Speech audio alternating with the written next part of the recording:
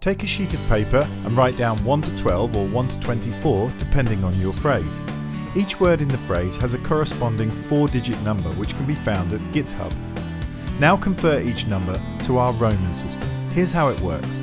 Let's say your first number is 1512 for the word rude. The number becomes 1 stamp in the first row, 1 stamp in the second row, no stamp on the third or fourth row, and then 1 stamp in the fifth and 2 stamps in the last.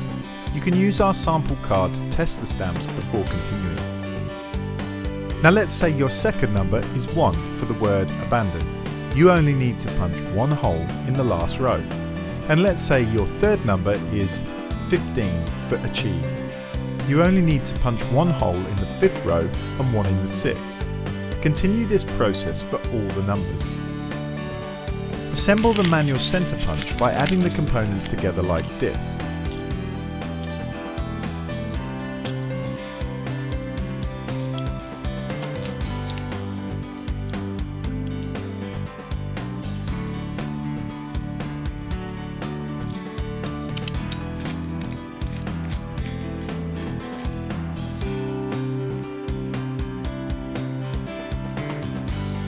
Take a firm grip and push down.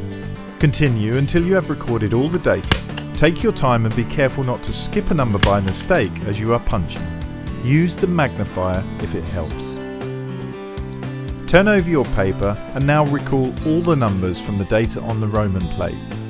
Now destroy your piece of paper. Your data is secure on the Roman plate. The large holes in the steel plate allow for combining 2 plates back to back or fixing them to a location.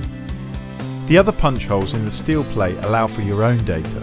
For example, if you have a 24-word phrase, then you can mark 1 as sheet 1 with 1 dot, and the sheet 2 you can mark with 2 dots, or use your own memorable system. We think the Roman system provides the simplest, easiest and most discreet storage of data on the market.